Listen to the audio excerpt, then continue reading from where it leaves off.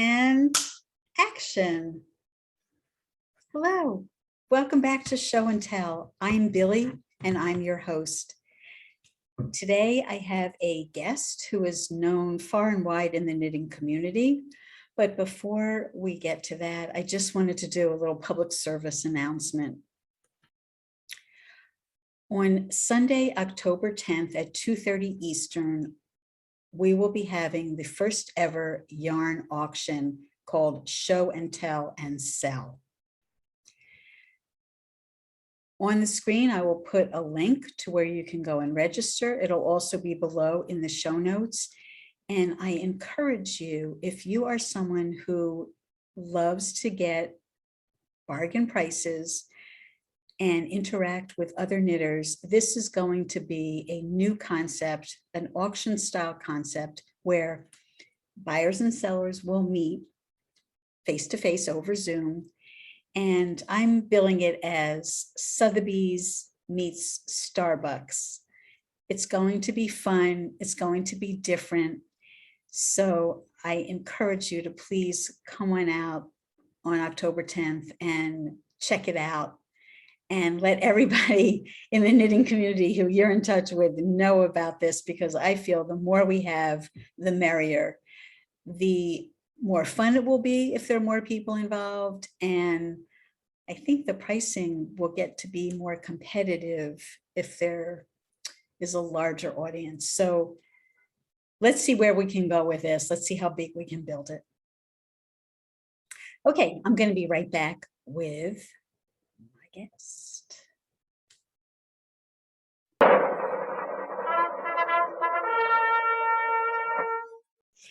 Okay, welcome back to Show and Tell. I'm Billy, and as you can see today, I have one of the most impressive knitters in our worldwide knitting community.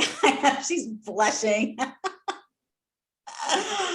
I don't even think I have to tell you who she is, but in case you have had your head buried under the sand during the entire pandemic, this is Roxanne Richardson, also known as Rox Rocks, and she does rock in my book.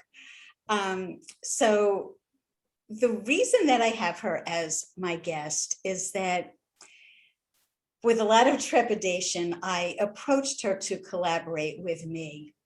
And today we're going to talk about how we first met. We're going to compare notes, and we'll build up to how this came to be that she is appearing on my show, which is such an honor. Thank you so much. So you had said that you wanted to roll back to how, like, our takes on how we think we first met and how our recollections are certainly going to be different.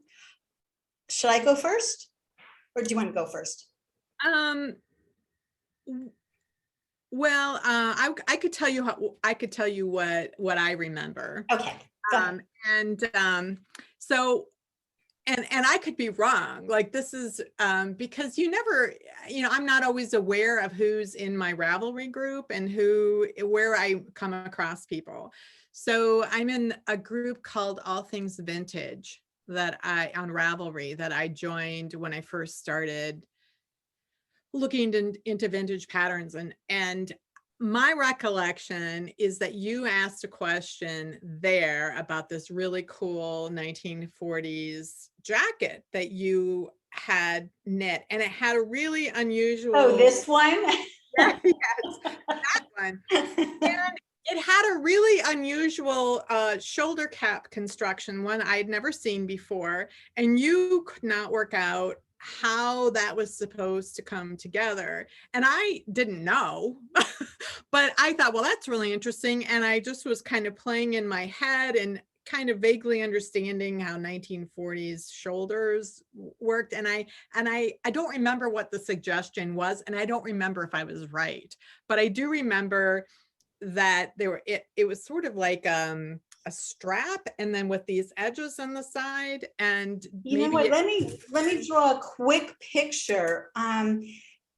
The sleeve came up, and it's hard to remember. I did this a while ago. Well, yeah, I think it was like this. My recollection— I think it was like Oh, no, that's not showing.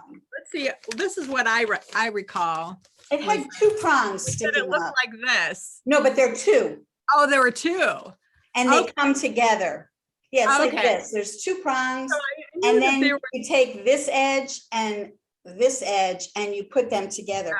I've already stitched it together, so you can't really see. Here's the seam of where those two prongs met. So it forms the square shoulder. That's holding it like as if it were my shoulder. I still haven't quite figured out how to insert this into the arm side. I put this one in this morning because I was embarrassed that it's been probably over a year and I haven't finished this. As long as, you know, we're on this track.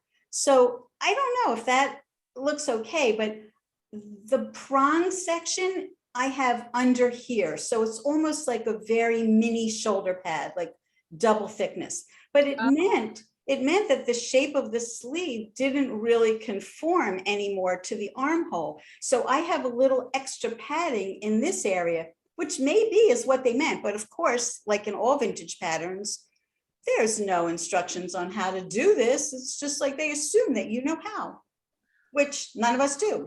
Yeah, and I'm thinking, I have another thought about how that might work. But anyway, that's my recollection for how we met. He had this really interesting shoulder that I had never seen, and I was just guessing about it. But I thought it was a really cool jacket. You wouldn't call it a sweater, I guess. I thought it was just really cool looking. It just appealed to me immediately. And I don't think I could have articulated at the time exactly what it was. Like now I know all of the different things about it that appeal to me. But at the time I just was like, ooh, I love that. I love it too. And I will finish it. So that encounter really stuck in my head because I have been teaching in-person classes in the past where somebody will say, oh, I took a class from you on such and such, and then I got stuck on this on the project, and now I've picked it up again. I can't remember it. And I do not remember them. And they pull the project out and I go, oh, I remember. Of course. I remember that because I spent most of my time looking over their shoulders while they were knitting. I wasn't looking at them, but so my brain is just wired to remember the knitting. So anyway, so that's my recollection of how we met. Okay, so my recollection, you know, I'm like everybody else who watches your show. We feel like we know you. We feel like we know you personally. So my recollection is I must have been looking for some video on a technique that I needed to do, and yours probably popped up at the top of the list on YouTube, and I watched it and I thought, wow, that was very thorough and it answered my question. And then I started seeing that you had many, many more. And not that I even needed to know these things, but I was fascinated by how somebody could break down like one simple little thing and go into depth about this twist that way and it twists that way, and you wouldn't want these overlapping, blah, blah, blah, whatever. And I became a fangirl very early on, unbeknownst to you. But then I would hear you say, you know, I have a Ravelry group and please don't message me in all these different places. That's my go-to place. So I must have had a question or two or three about something. And I think I wrote to you a couple of times through your Ravelry group, and you always answered me much more in depth than I was expecting. But one thing I remember, I didn't remember the shoulder construction of this as much as I remember, and you're going to remember this too when I point it out to you, as much as I remember asking you about this part. At the top of this lapel, there was a tiny little segment that was like 3 stitches wide and like 2 rows high, and it had an unusual shape to it. And I couldn't figure out from their instructions exactly how I was supposed to do that. So I gave you that little segment of the pattern and I said, like, what do you think? And you sent me back a little chart of like exactly, you know, which ones to decrease on and how to get it. And as it turns out, it's a really interesting, I mean, I know that you have purchased this pattern and that you're going to knit it. When I was going over it this morning, I thought, oh my God, she is going to love this because there's so many cool elements, Rox. Yeah. This, where the color changes, is not the side seam. There's a section that is appended to the front. Oh, So is it like a gore, like a separate piece that you knit separately? So you're there's knitting it at the same time. so So you intarsia. can't, well, initially, I mean, it's such, you're gonna love the construction. It's such a cool construction because initially you just cast on this part that's going to be underneath the hem, and it's only this one color, and it's this length, like a little less than an inch, I'm guessing. And you're also, I think, already starting to knit what's going to turn back and be a facing up the whole edge. When you get to the bottom of the hem, so in other words, you're up to here, now you cast on this much in the second color. Oh, and and that's this, it has like a twisted stitch pattern, which I know you're going to love because it's not stockinette. And the whole back is that, and the sleeves are that. So this is like perfect for you. Thank you very much. So then you're knitting up this and you get to where you want the belt to be. Now the belt also is not, the belt hole is also not on the side seam. It's here where the light meets the dark. My side seam is over here. So there's an opening that a belt will come through. That's another cool feature because you have to get that at just the right height for where you want your belt to hit you. Right. So that's kind of cool. And then once you get up to here, you're introducing this color and this stitch. So it's a big mixture of things. And this is also knit as you're going. It's not really a pocket. It's just like a pocket trim on the inside. Whoops. Yeah, there's no pocket. Nothing. But there are also patch pockets, which I have not attached yet.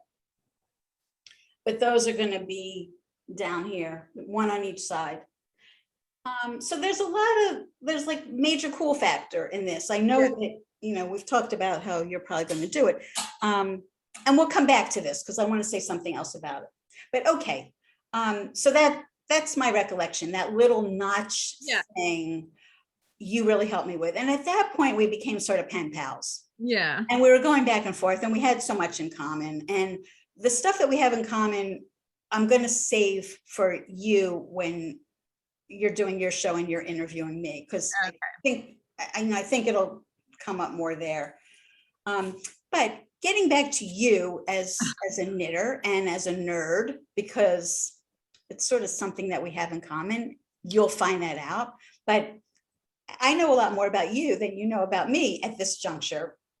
But for the audience, why don't you tell us about how you came to be a nerd? Like, what qualifies you as a nerd? I know you're very numbers oriented and mathematical.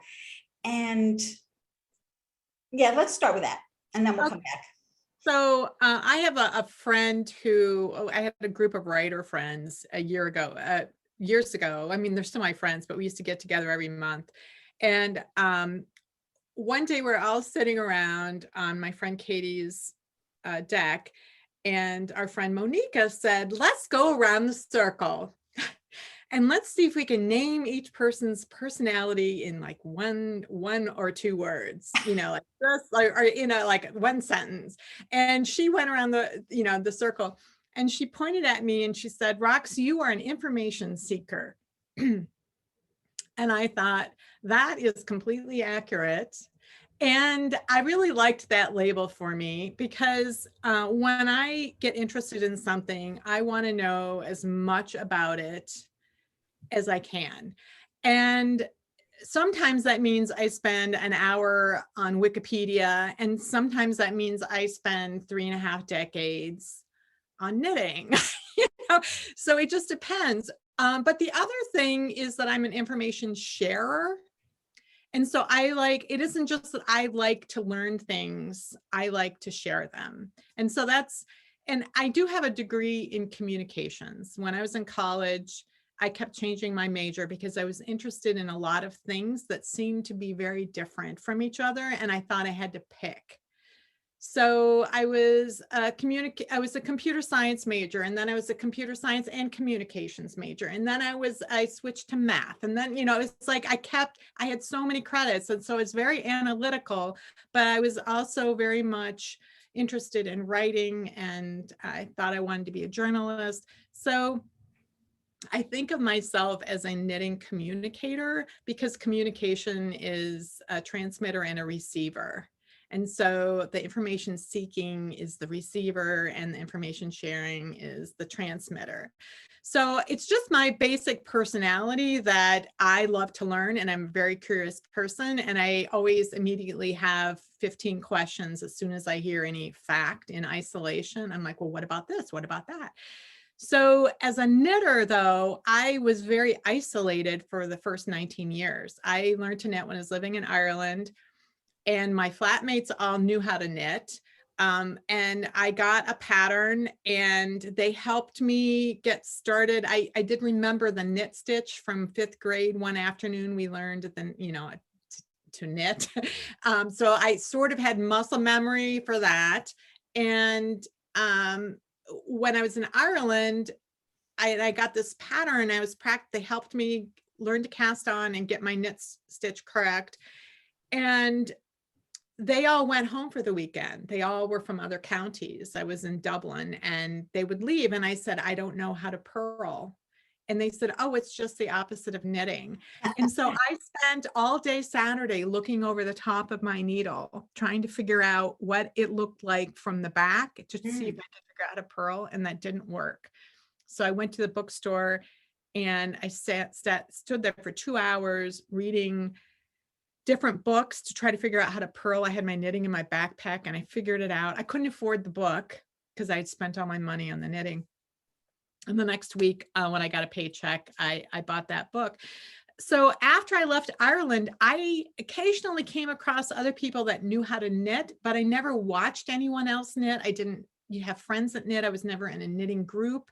The only thing I knew about knitting was what was in the pattern, and I wasn't afraid of patterns. So I just didn't have any idea of how to learn more about how knitting worked. And so in 2005, I had been on kind of a knitting hiatus for a few years. I was working on writing, and I decided I wanted to just remember what it was like to feel creative, for the sake of being creative. And so I went to the yarn shop, and I discovered that knitters had discovered the internet in the time that I'd been gone. And there had been this knitting explosion that I'd been unaware of. And so within a week or two, I found online knitting groups. I found in-person knitting groups. I found online knitting magazines where I read an article that there was this thing called the Master Hand Knitting Program where you could learn so much more about knitting. And that was like, there's a way to do that, and then sitting with other knitters and seeing that everybody knit differently. I always thought, oh, I knit weird. I knit funny. I don't knit correctly because I just had to figure out how to hold needles and yarn the way it worked for me. And then I realized, oh, there's a bunch of different ways to knit, and everybody does it a little differently. And there's a lot of different approaches. So it was discovering that Master Hand Knitting Program where I always describe it as I felt like they took me by the shoulders. I was looking in that direction. They took me by the shoulders and went like that and said, look over there. That's where you need to look to learn more. I just didn't know. And so Once I realized there was an endless opportunity to learn, I've been all in since then, because So you nerded out. yes, because That's the good part. I learned how to nerd out in knitting, because when I was all by myself, I didn't know where else to look. And because I wasn't learning all of the time, I'm an information seeker. Some years I didn't knit at all, and some years I knit quite a bit, and in those few years before I walked into the shop and realized the world had discovered knitting, I really hadn't knit much at all. And it's because, I still liked knitting, but I wasn't learning anything. So I'd always choose to do something where I can learn. And the opportunities are endless now. So maybe that's a good segue into your decades project. okay. So before I ask you about that, I just wanted to say I had not really seen too many other people. There's one person who I stumbled upon.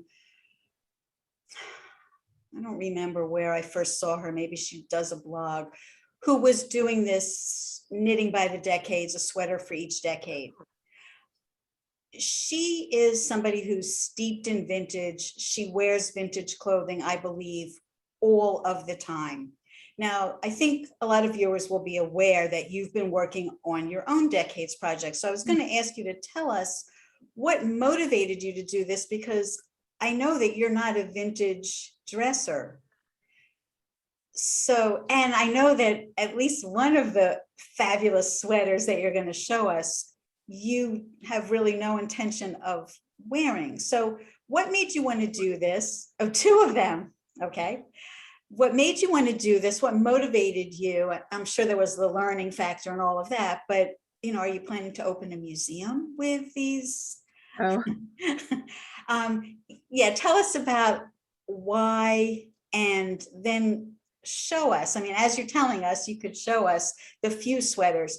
My audience is interested mostly in 20s to maybe 60s. So I know that you've knit outside of that range, and you can talk about that, but in terms of what you're going to show us, the one you're wearing and several others. Okay. So this one is from the 1930s. Well, should I talk about what got me started? Because I really did. I've always been interested in knitting history. And certainly if I went to a museum and they had, any examples of knitting, I would want to look at them. And my impression was always that everything was knit at very tiny, tiny gauges, like 20 stitches per inch or something like that. And the garments themselves from like 100 years or so ago, I'm like, well, I wouldn't want to wear those. I mean, I love 1920s fashions and I love 1940s, but I never thought that I could get away with wearing something like that. And I had these ideas that it was really tiny gauges. And I also had this idea that the instructions were just ridiculously difficult, and they left out a lot of information. All of these facts that I'm saying are true sometimes in some time frames in some situations, but they're not true as a whole. But I didn't know that because I had never gone through and read them. And so really what happened was my first year of doing the Casual Friday videos, I was just trying to figure out what Casual Friday was. I just had this idea. I wanted to talk more about knitting. I wanted to talk about what I was learning. I wanted to talk about knitting in a way that wasn't demonstrating a specific technique. And I had a few ideas about what that might look like, but I didn't know. And so that first year was me kind of figuring out what Casual Friday was. And one of the things that I was interested in, that I had a lot of fun with, that my viewers seemed to respond to, was when I mixed my love of genealogy and family history with knitting and knitting history. Like when I could find connections to people on my family tree that had something to do with knitting history. And or when I learned to do something and I got really interested, like in the woman who started the Weavers Guild in 1940 here in the Twin Cities, and I did all her genealogy to figure out, all the newspaper articles to learn all about her. And that was really fun for me. And so the reason this project started was because I was just trying to figure out what else I could look up in the newspaper that would have to do with knitting history that might be fun. And so I thought, oh, I wonder what kind of knitting patterns were in the newspapers 100, 150 years, like if there were any and what they looked like. I didn't know what I'd find. I didn't know what I would do with what I would find. I didn't know if it would be like one interesting segment or if it would be ongoing. I didn't know if it would be like stitch patterns and I would knit up a swatch and show. I didn't know. And so what newspapers were you looking at? Well, I have newspapers.com subscription as part of my ancestry.com subscription. And what I found was that there were a lot of patterns in the Boston Globe. And I thought, well, why are there so many in the Boston Globe? And I thought, well, maybe because it's a big city, daily newspaper. A lot of newspapers back then were still weekly county papers that were 8 pages long. You know, maybe that's why, I didn't know. It turns out the Boston Globe was the first newspaper in the country to have a daily section devoted to women's interests. It was not, and it was all reader submissions and requests. So the editors weren't spending any time trying to come up with content for women. It was people writing in, asking for recipes, knitting patterns, crochet patterns, household, whatever. People were requesting it, and then people were sending things in. And so one of the things that got published were knitting patterns. And at first I was like, oh, there's even sweater patterns. But they were all text. There was no pictures. And I was like, who would knit a sweater sight unseen without seeing what it like when you don't know? Oh, horrible. But part of that is in that era, especially for a boy or a man, they were basically had a very similar silhouette. And they still are. And so, there were only a couple of different construction methods for men's sweaters. And I had in my head that women weren't wearing sweaters back then. Because I don't know. And so I found very soon, I found a lady's sweater pattern, and there was a drawing. It wasn't a photograph, it was a drawing, but it was from 1906. And so it was an Edwardian era thing with the billowing front. Oh, yes, I've seen it. And I thought, how on earth were they shaping a sweater like that? I was fascinated. And so again, I assumed with tiny, tiny stitches, I assumed that I wouldn't be able to understand, it'd be really like hard to understand. And I hadn't imagined there would be something for a woman. So I started reading it, and I'm like, well, yeah, there's some missing information. They don't give you any indication about what kind of yarn or how much of it or what needle sizes to use. But the actual instructions for the knitting, I could completely follow. And I thought, well, that's interesting. And I just read all the way through, and it was the very last instruction about what to do with the fronts, and it said something like, face the fronts with ribbon, sew the button and buttonholes. And I'm like, what buttons and buttonholes? Where? How? Like, and so I was like, well, that's weird. I could understand the whole thing. And I even like drew a schematic of it so I could understand what was going on. And I was like, I don't understand how that was supposed to close. And that was another thing was that I knew was that, oh, well, everybody was an expert knitter back then. And if you had trouble, you just ask your grandma, your mother, your neighbor. And I'm like, arguably, I'm an expert knitter. Like, I'm a master hand knitter. So you can't tell me that a housewife from 115 years ago is going to know more about knitting than I do. Like, I just couldn't believe that, that somebody who doesn't have the internet and doesn't have exposure to every kind of technique that there is going to know more about. I was just like that kind of arrogant. Like, there's no way they're going to know more than me. Well, I mean, if they were shopping in the stores and all the sweaters had this unusual construction, Yeah. like, you know, for us, we're familiar today with what a double-breasted Right. jacket would look like. Right. So it 100 years from now, throw that at somebody. If that's no longer in style, they're going to be like, what? Why are there 4 buttons? Like, Yeah. then they're all over the place. So I So I think it's a question of the era. People probably did know. Well, maybe this is something that would be specific to that era. You'd understand how your clothing was constructed, and it would be obvious. I think so. So I thought, okay, I'm just going to read a bunch more sweater patterns from that era and see if I can figure it out. And I started to see that the construction of that sweater, which I had thought was really unusual, was pretty common. Like, the components of it were pretty common, but the way that the fronts came together, none of them seemed to be like this one. Like, the way it was just more obvious with some of these other sweaters what was going on. And so I spent 4 days trying to talk myself out of knitting it. Like, this is dumb. Why would I knit this just to find out how the front of the sweater? But I am a knitting nerd, and I'm a techniques nerd, and I love sweaters. Like, sweaters are the things that I love to knit the most. And I wanted to figure out what was going on with it. I wanted to know, like, how did that work?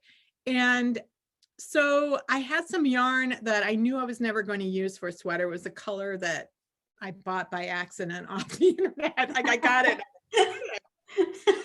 So I, like, for 4 days of reading patterns and trying to avoid knitting. And so I just said, screw it. I'm going to knit it until I figure it out.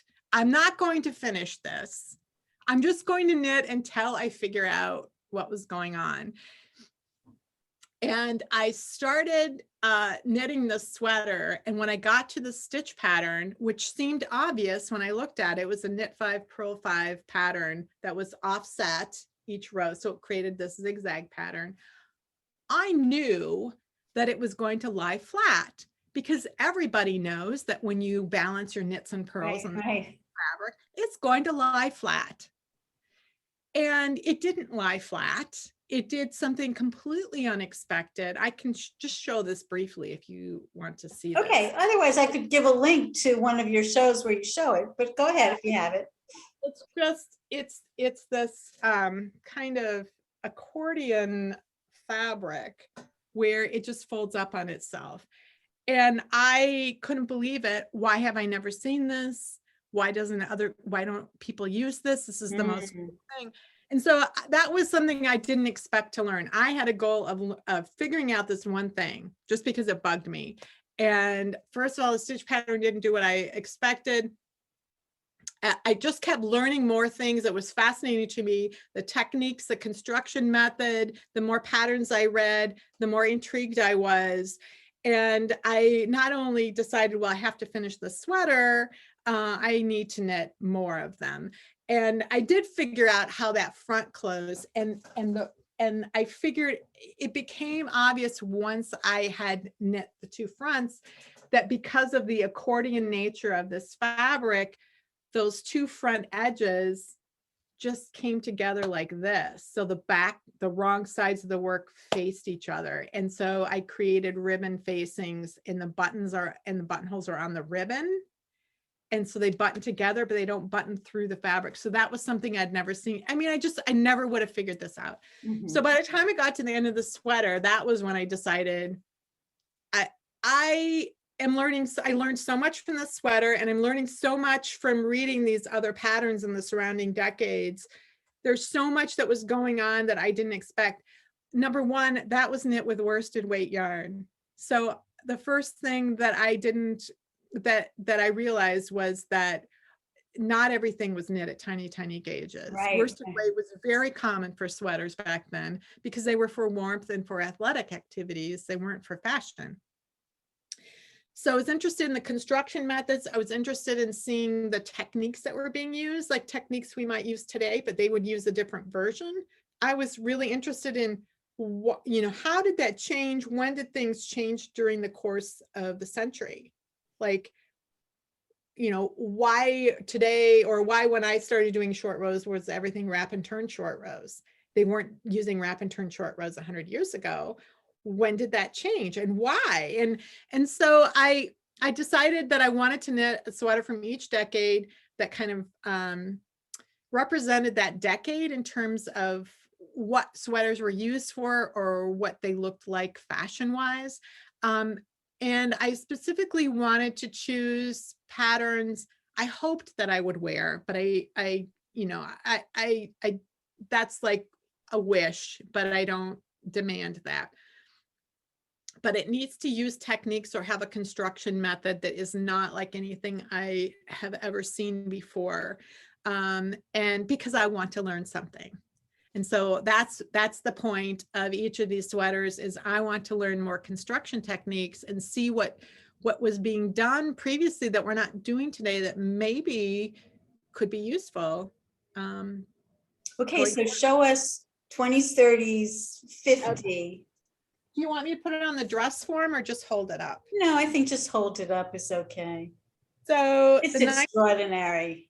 The 1920s sweater was one it took me a year to talk myself in. I found it really early on and I loved it. And I thought, that is ridiculous. I will never wear that. And then a year later, the All Things Vintage group was doing a Roaring 20s knit along because it was 2020.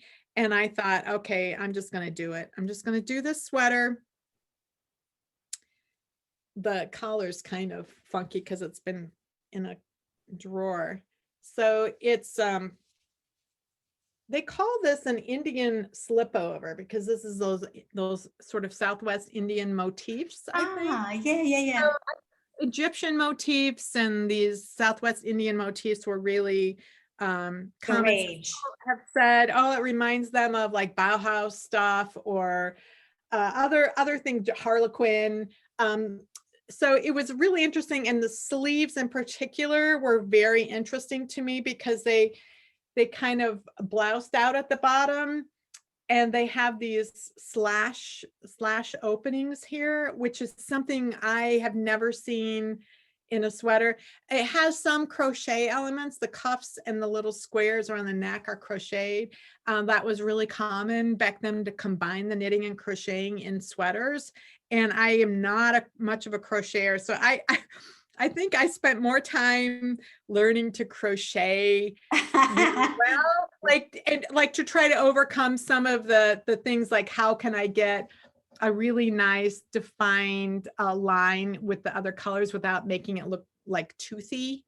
Like with crochet, a lot of times things will look kind of toothy. And so I spent a lot of time learning how can I get those really defined edges. And this was a real challenge also because, they didn't give you row gauge. They didn't tell you how long it was going to be, but I could tell that the row gauge of my yarn was probably not what theirs was. And so I had to do a lot of calculating and modifications to try to figure out how to make it to be something that would fit me. Because even if I didn't plan on wearing it, I wanted it to fit me. I wanted to be able to try it on and see what it felt like to wear that sweater.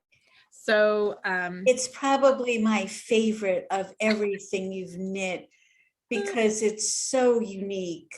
Yep. That is. And I agonized along with you when you would come back each week and say, I couldn't get the spacing of these right or whatever. I mean, you seem to have a lot of trials and tribulations with that one, more so, I think, than other things that I've seen you knit. Well, what one of the really huge challenges was it was knit in one piece. So you start at the bottom of the back and then up to the arms, and you cast on for the sleeve. And so, and because this whole pattern is so horizontal, you have to work it out so that you get correct horizontal patterning for the sleeve. You get it to hit right at the underarms. you know, and then it has to all come up to the shoulders and end at the shoulders and then reverse all the way back down. Like It these gives me stretch, a little bit of a headache just yeah, thinking about it. yeah, it was. And what I thought was, no one ever knit this sweater, or if anyone knit the sweater, they threw it in the back of their closet, because how do you get it to fit? You know, because they give you bust measurement, but they don't give you anything else. And the idea that, oh, they would know how to modify it.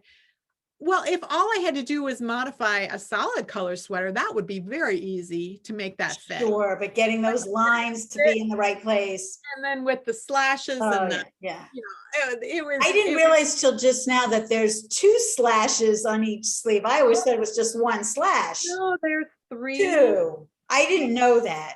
That's even more of a, 3 slashes, yeah. That's why, I mean, hats off to you for persevering. Yeah. I can't think of another person in the world who would do that today. You stand alone, probably, category of 1. Maybe. So congratulations. There's a lot of Okay. computers out there. And then okay, so then then you this go to the one, 30s, okay. 30s, and this is, I mean, it's meant to hit at the natural waist, but I don't have trousers or anything that go up, so it's a little gappy in that way. I have to get something to wear with it that comes up high enough on my waist. So this was like, I think I just saw this pattern, like somebody else in the All Things Vintage group. I was reading some thread and somebody posted that they were knitting this, and I thought, well, that's, and she mentioned the shaping for this, how this yoke was done, and how the upper part of the yoke, or the body was, I don't even know what you'd call this part, the upper part of the body. I don't know what part this would be called. Anyway, she mentioned that it was done with short rows, and she thought it was interesting. And I thought, oh, when I read the pattern, I'm like, okay, again, have never seen this kind of thing done before. So it's a yoke sweater that, you know, ends at the shoulders. It has set in sleeves, and because I don't tend to like the yokes that come down my shoulder. Right. And this was just so clever the way it was done. So I didn't even look for other 1930s patterns. And it can be a little harder because of copyright issues to get anything after about the mid 1920s. In the US, things could still be under copyright. In the UK, if it's, you know, they have a 70-year period, so things before 1950 are easier to get. And this happened to be something from a UK pattern, but it was I didn't even look for other 30s patterns, because it had exactly, it was just like, oh my gosh, that's such an amazing technique. And you know, the way that this is formed is with short rows back and forth. The yoke is done later, but you're going back and forth, making this narrow and narrow by doing short row turns. So you have all of those stitches are still on the needle. And as you work across all of them, there's a very clever way of the short row technique that's used that allows you to double the number of stitches, so that you have all of the stitches that you need on the needles for the yoke. And then you can, it's cardigan, so it's knit back and forth, but then that's all knit in one piece. So that to me was incredibly clever, and that was why I wanted to choose that. Yeah, it's lovely, and it really fits you to a T. Yeah, I did have to do some modifications for that. Plus, I love the color. I love everything about it. Yeah, the color is great. So let me bend over. Let's see. So the 1950s. So this is another one where somebody who watches my channel, some people have been sending me like vintage booklets or clearing out stuff, and they're like, oh, maybe Roxanne would want this, and would you want, and so then they'll send it to me. And so this was from a booklet from the 1950s, and I was just flipping through it, and I think I was flipping through it like while I was recording, and I saw the pattern for this. I went, oh, that's interesting. It is. it had a really cool collar, and it's raglan, which normally I don't care for, but it had a really interesting pattern along the raglan lines. It had diagonal pockets with the same pattern along there. And I'm like, that is interesting. And so it was another one of those things where, oh, I'm going to knit that. It was just, there was no flipping through trying to figure out. So, so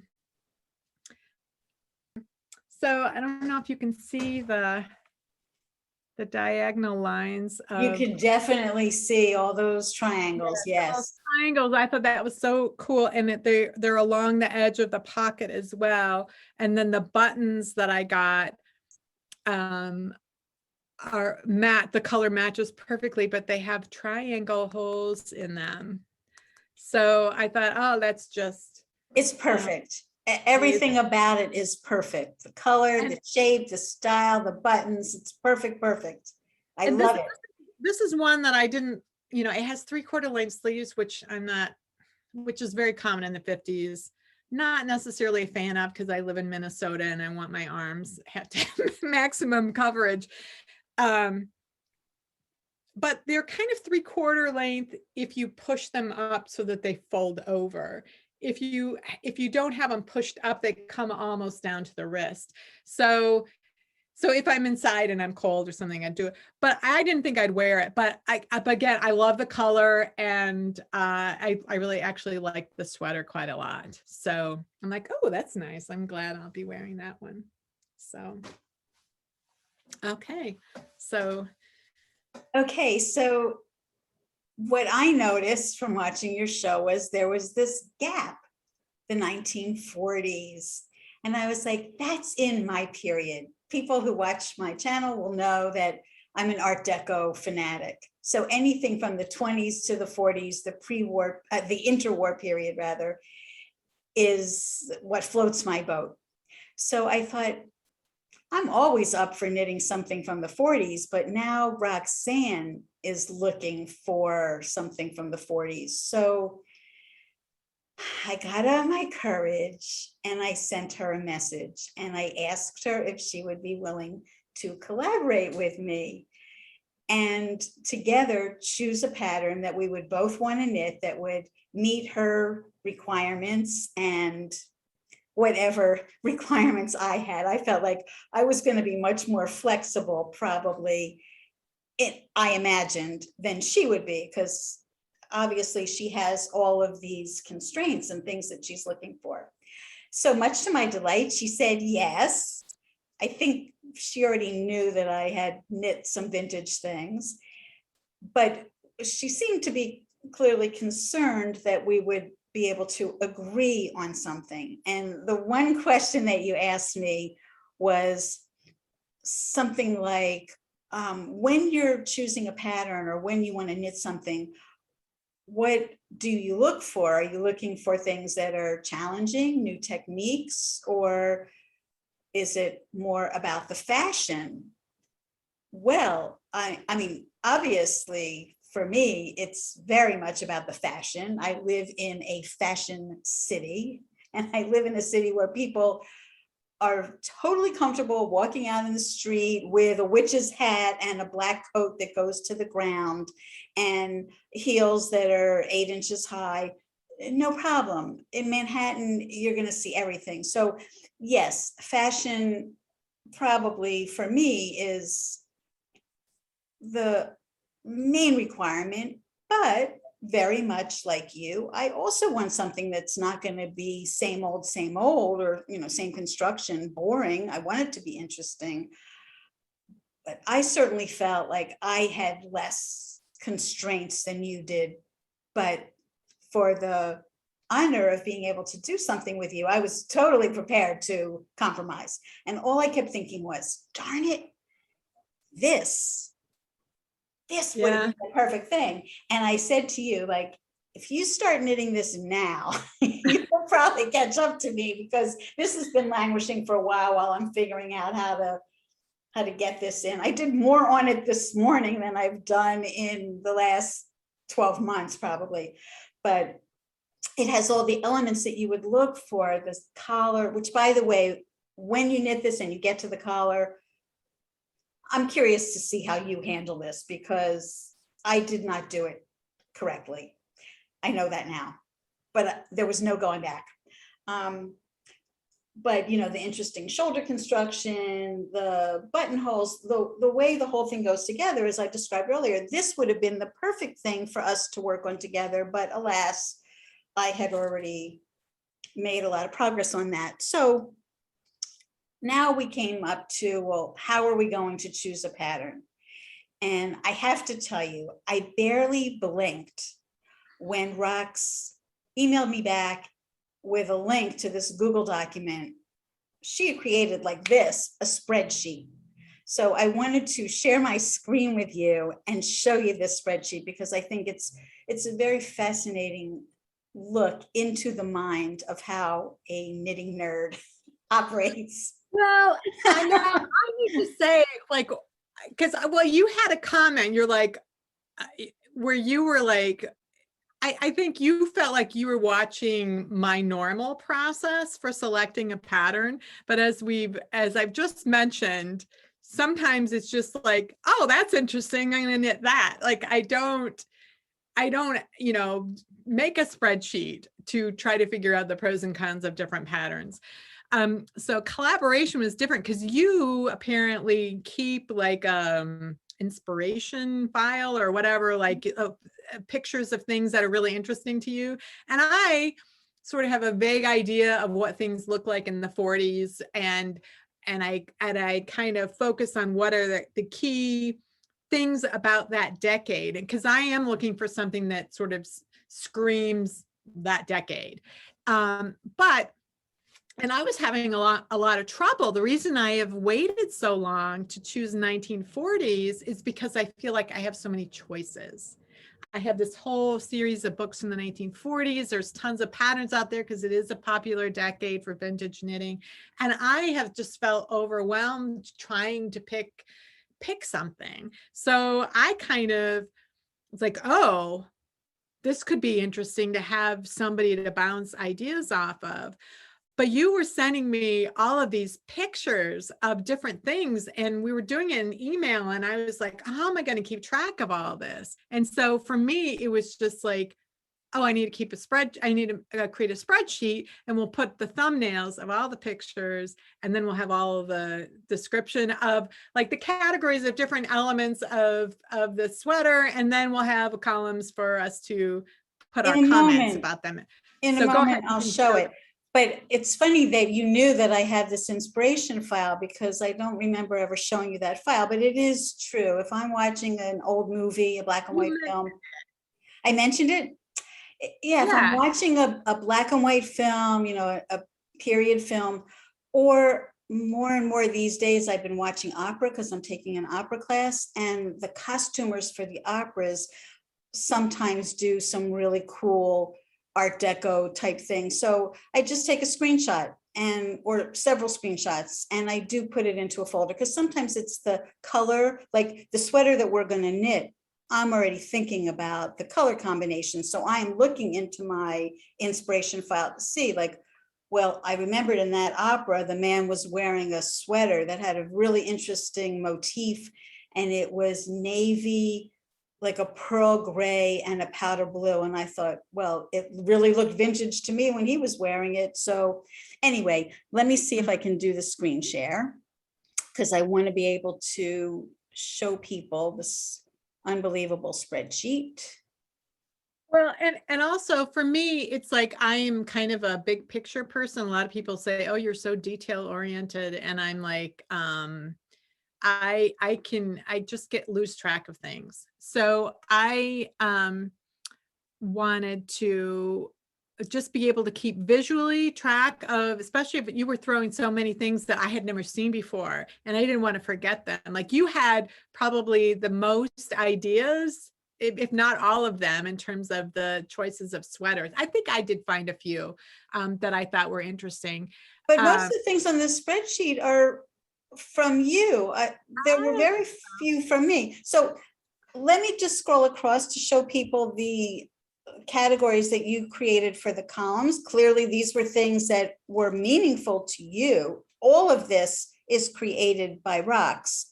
Yeah, so like the pattern source, you know, because I like the Knitting and Crochet Guild in the UK, the members can request these vintage patterns, and most of the time what you can see is like a catalog, just like these images. So that's where I got some of these, like that one on the top, I think. And so I want to be able to remember where did this come from, so if we decided to get it, I would know where did this come from and what year it was, what type of thing it was, and what the stitch patterns were like, what kind of unusual elements. So I just want to kind of be able to keep track, because a lot of these sweaters I really like, but once I really looked at them, I'm like, well, there's nothing really special about the way it's constructed or the way it's knit. You know, there's just nothing, like we both really liked this top sweater there. And then it was like, it just nothing. I like the Art Deco motif of it, the horizontal banding, the speed whiskers. Okay, so the pattern source, the year, I mean, everything was in the 40s. That was clearly a requirement. And then it seemed like you were open to pull over a cardigan, but that was notated. The sizes, I mean, most people watching the show probably know that vintage patterns often come in just one size. So, and often that size is not my size, and it's probably not right. So I think, you know, we wanted to have an idea of how much modification were we going to have to do and how difficult might that be. And some sweaters might be a little more challenging than others. The stitch pattern, you know, Rox is interested in knowing, is it going to be all stockinette, or is there going to be cable, stripes, lace, whatever? So, you know, yeah, if it's one color in stockinette, like that is just, it's so boring to me. I just know that I'll get bored, especially since this decade, a lot of sweaters are at a finer gauge, because it is more of a fashion. Sweaters have become a fashion, and it's close fitting, and they're more like a blouse. You know, it's not like an athletic garment like it was earlier in the century. So then, you know, it's going to take longer to knit these than it would to have knit a sweater from earlier in the century. Then looking for any unusual elements, like if there was a notched collar or beading, or, you know, whatever was going to be unique about it. The type of neckline, the neckband treatment, if it was going to be ribbing or something else, the sleeve length. I mean, she generally is going to want a long sleeve, but at least it got onto the spreadsheet. A lot of these are short sleeve because that was the fashion, but a lot of them I was surprised. Different stitch gauges. Rox was really clear that she didn't want to do anything that was going to be a tiny gauge, because she's just finishing up her 60 sweater, which had 100,000 stitches. 120,000 stitches. It was so of that was going to be that was going to be a concern. You know, she probably wanted to be doing something that had fewer stitches per inch. I'm open to that. I'm working on something right now that's 11.5 stitches per inch, or as the pattern says, 46 stitches to 4 inches.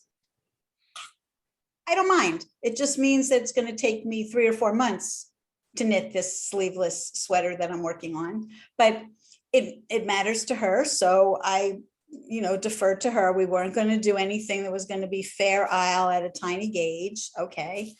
The yarn weight, just, I guess, as a matter of reference, like what kind of yarn, and maybe you're looking to see if you have it in stash. I have no stash, so not an issue for me. Yeah, no, it's more like, it just gives me an indication of kind of what yarn I'd have to look for.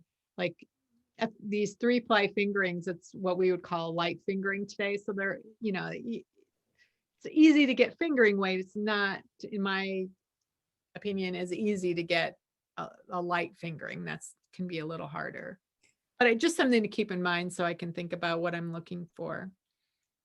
Okay, and then embellishments. So for example, this first pattern, you noted that the circles are embroidered on with a chain stitch.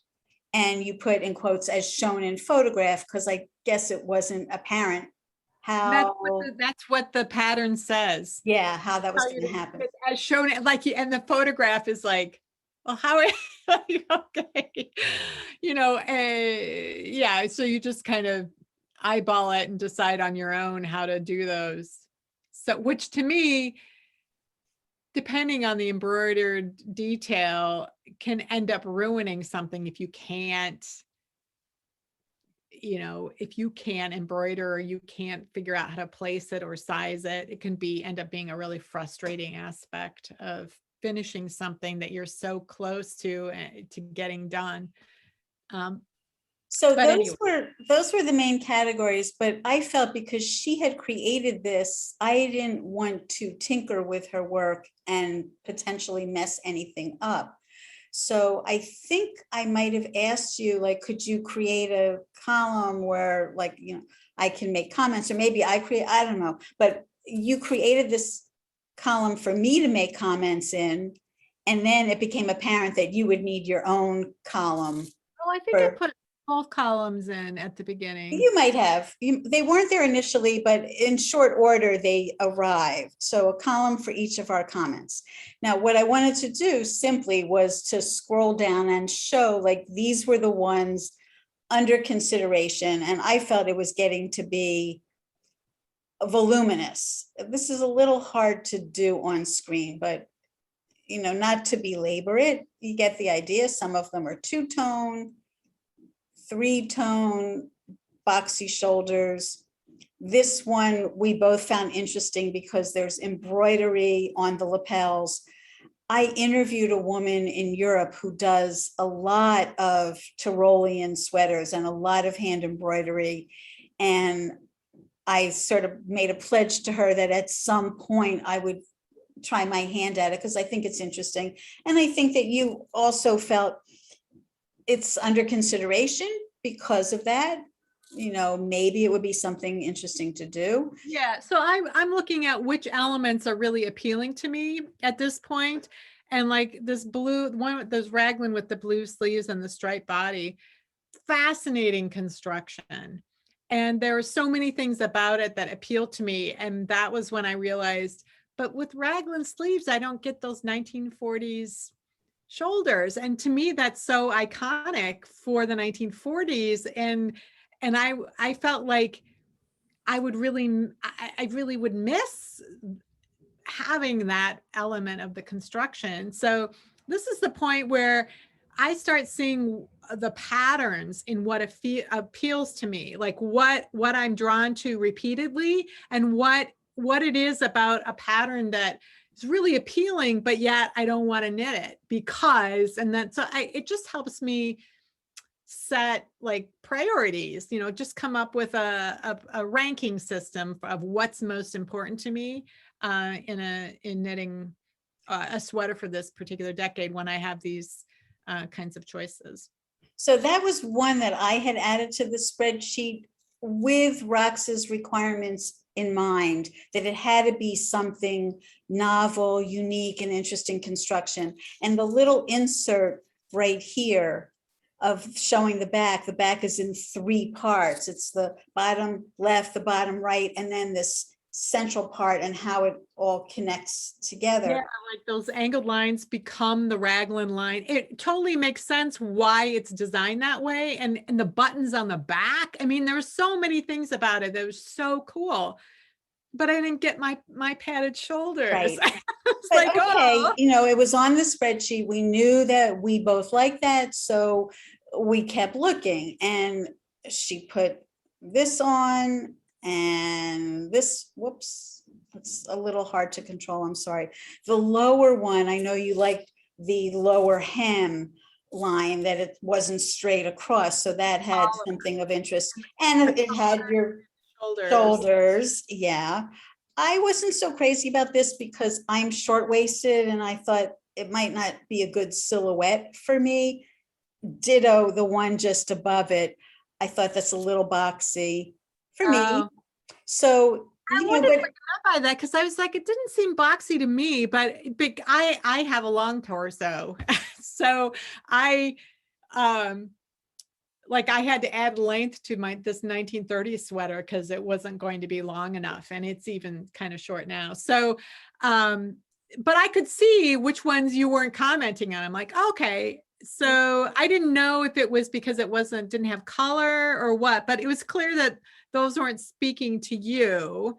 And I and started this one, I really wanted 2 or 3 tone. I was like, that is like speaking to me over and over and over again. The 2 or and 3. I was totally fine with that, you know, a la this.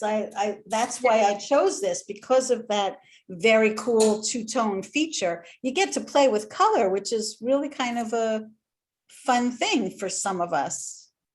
It's a little scarier for me, but Well, you can see like by my red 2 colors or 3 colors. wall. I'm slightly colorblind. So anytime I have to pick more than 2 colors, I start to get anxiety. So, because I'm not sure they go together, or I'm not sure how to figure out if they go together. That's why I normally stick to solids. That makes it easy. I only have to deal with one color, but I like the 3 color. It's just, it's like, that's a challenge for me, is to figure out how to do that. And that's the kind of thing where I usually get help with. So. Actually, this is the first time that we're conversing about these, like, you know, what we like, what we don't like. I didn't like too many of them, but they were under consideration because this one, yeah, I put there, but it was one of your patterns that you had shown coming from a book or something. Yeah. And I thought, well, you had said you like that, and I like that, so maybe that should be there. So I remember seeing that and going, oh, I really like this two-tone thing, but seeing that it was all solid stock, each piece was solid stockinette, and I thought, no way, because I was still in the middle of knitting that 60s sweater, and I thought there's no way I could do that again. Sorry. So, and the next one, this one's also very interesting, the chartreuse and burgundy. I love those colors together. It's a little bit like the same silhouette as this, like, you know, nipped at the waist and below the hip. But if you had loved that, I definitely would have done that. I just would have picked interesting colors. Yeah, and I thought the stripes were interesting because they were done with a tuck stitch, which makes it kind of 3-dimensional. Right. I like the collar because that's another thing that I really like about the 40s with the collar. I wasn't crazy about those kind of bell sleeves. Like that was, but these are bell sleeves. Yeah, and they look great on you. It's just not. I like something that fits my arm. You know, it's just, you know, it's like what it's like. Yeah. Okay. So, you know, it's a process of elimination. Yeah, but this one had 3 colors. This is the first one where I actually put a picture in the comment column, and I'm going to show that in a second. This one, I think, had 3 colors and this little, to me, like very typical 40s little tie. Yeah. I don't love the sweater. It had an interesting shoulder construction, but I had the thought of this sweater, which was in my inspiration folder. I can't move this. Yeah. And I like, for me, a bow tie, ugh, I don't like, for me, like it looks good on them. It probably looks good on you. Like, right, but you see in the comments section, this little white sweater that she's wearing, this was from some vintage movie. I just took a screenshot. I loved her little hat with the colors of the sweater. And she did a different kind of a tie. You know, you could modify that to be something that you like. I think it's indicative of the period. I liked the one on the right. Like I like the one from the movie. I like the right a lot better. Absolutely. And what I haven't shown is that I even had color inspiration for this, which was going to be earth tones, very like African, because that was a popular look in the 20s. They were doing a lot of, like the French in particular were looking at the African colonies and being inspired by them. So there were like ivory tusks and Macassar ebony furniture. Things were like browns and beiges and rust color. So I envisioned this not in white, but maybe in some kind of like a really pale beige with earth tones. So, you know, I had all of that in my head. So I put that in my comments section. And then I saw this in one of the Australian newspapers that I found on Trove, which is a website that has vintage Australian papers available.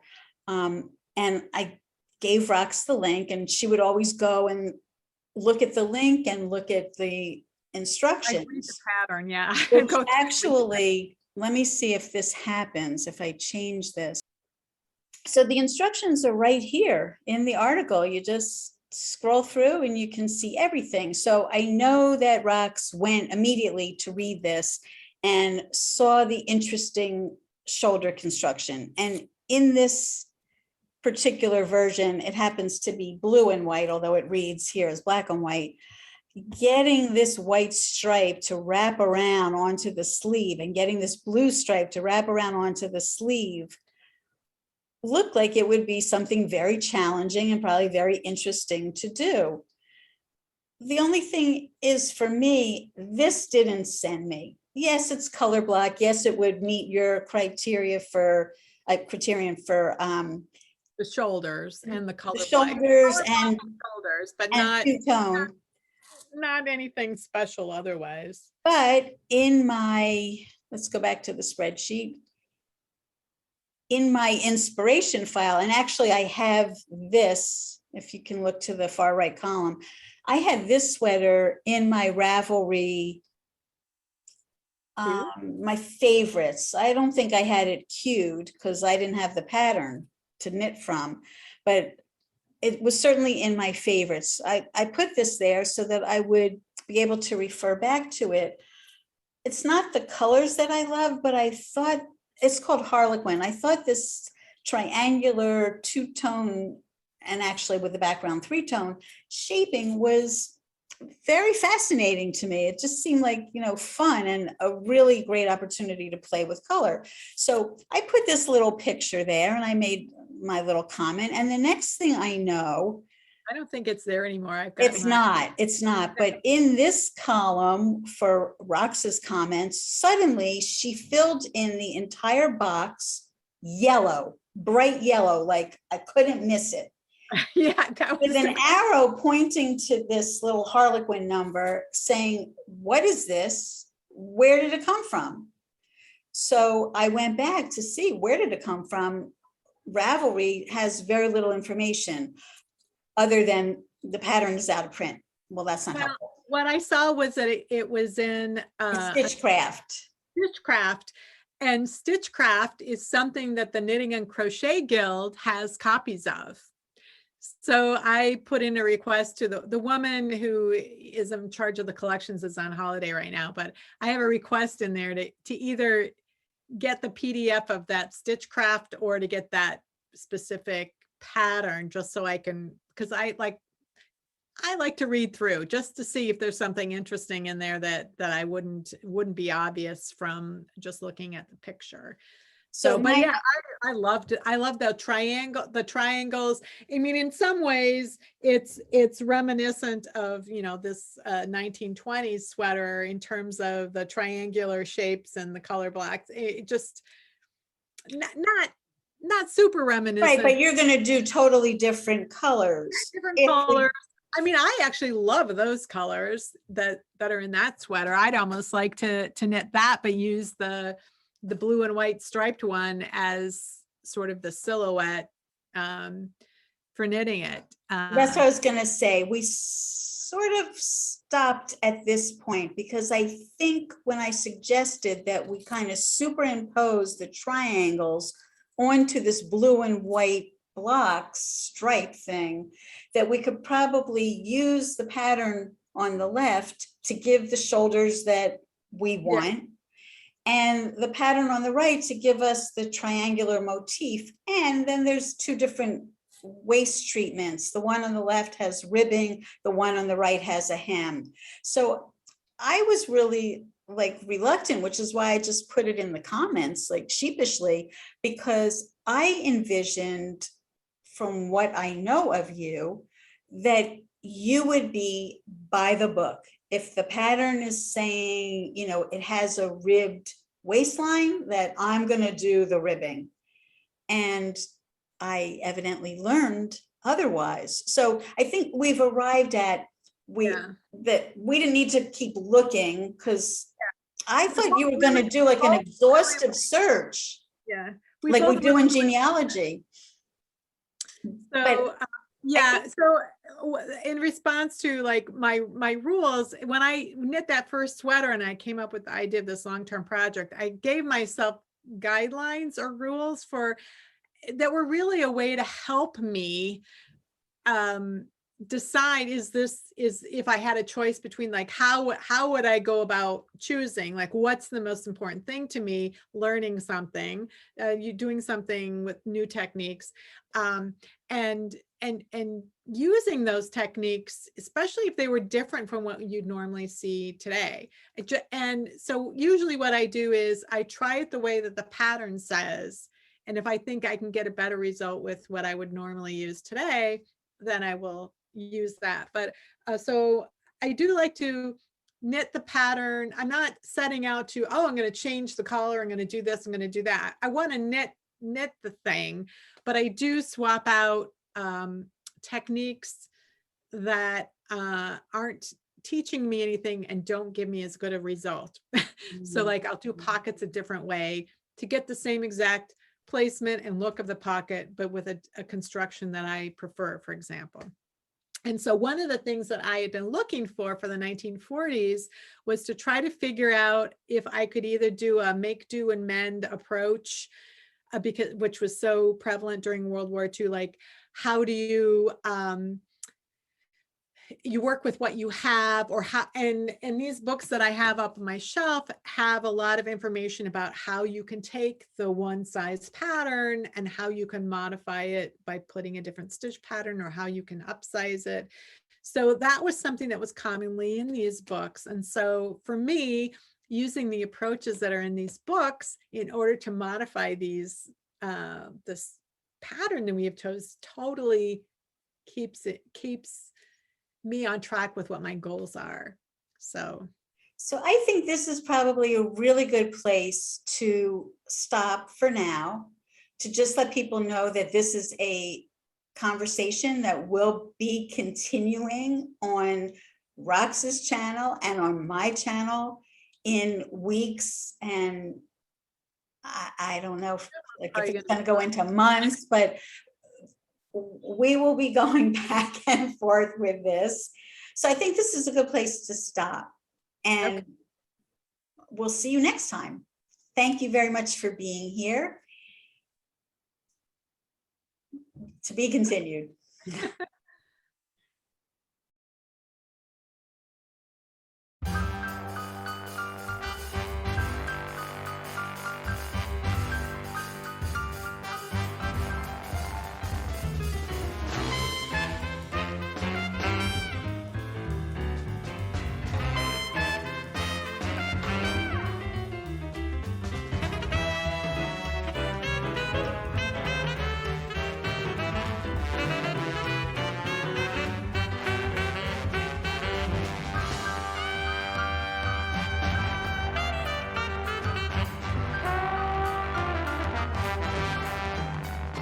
I'm looking at you on my screen instead of looking at you in the camera, because I don't see you there. Yeah, same here. I was looking at you, and so it probably looks like I'm looking down. Technology. Anyway. But my head. Oh, I'm going to leave the meeting. No. That could be an outtake. We'll throw that in at the end.